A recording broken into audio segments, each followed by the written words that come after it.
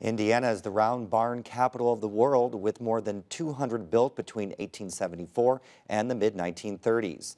Building round barns was popular because it was economical. They required less lumber and therefore less time to build. But the same can't be said for maintaining them. So when a barn starts deteriorating, the owner usually decides to rebuild a more modern barn.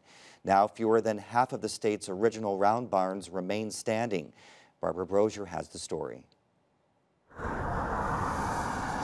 Plenty of drivers traveling along US 31 near Rochester have found themselves taking an unexpected detour. If we see them out on the road and they're taking pictures, we'll say, hey, you want to come in and see it? When your barns become a local landmark, you get used to it. When the children were younger, I always said that's how they're going to learn their public speaking skills. They're going to go out and get the people and they're going to say, hey, you want to come see this? I'll tell you about it. Phyllis and Jerry Calloway happily welcome people onto their property and give them a look inside. When you was feeding your animals, why you throwed so much loose hay down and went and fed them. It's a piece of their family's history they're happy to share. It's really fun to explain the barn to people. And to talk to people that don't realize what farming is. But the barns are part of Hoosier history that's quickly disappearing. Well, it's sad, but it takes money to maintain buildings of any kind, whether it's your home or whatever. It takes a lot of money to do that, and people just don't want to take the time, and pole buildings are so much cheaper. The director of the Fulton County Museum, which is just a few miles north of the Calloway barn, knows just how expensive these structures are to maintain. Severe weather damaged this barn not once, but twice. August of 2015, we had a microburst that came through and took the top off the barn again. The damage added up to more than $130,000 in repairs, but allowed the barn to stay standing.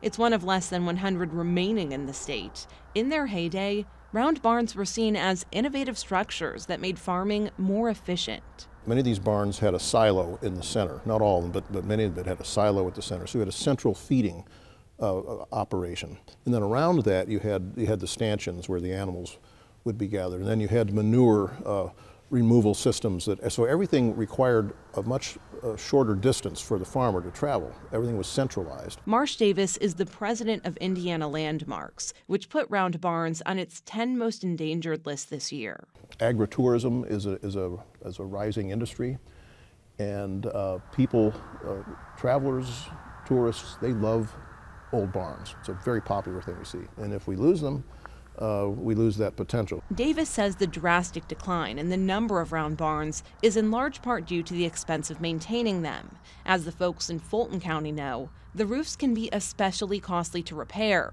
and many of the structures remain on private property. There are grants and programs available for organizations, nonprofit organizations and so forth, but for the private property owner, there are great challenges in finding funding. Indiana Landmarks hopes raising awareness about the state of round barns will result in a funding source to help barn owners maintain them.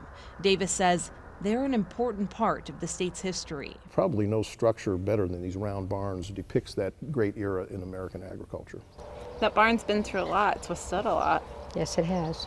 Back on the Calloway farm, there are so many memories inside this round barn. It has its own history book of sorts. Number one on the list, Happy Workers 4-H Club, having the meetings in the basement of the Calloway house and the mini 4-H Club upstairs at the table. The pages are filled with memories and milestones, and Phyllis and Jerry hope the barn's around long enough to warrant a new chapter with a new generation. It's history.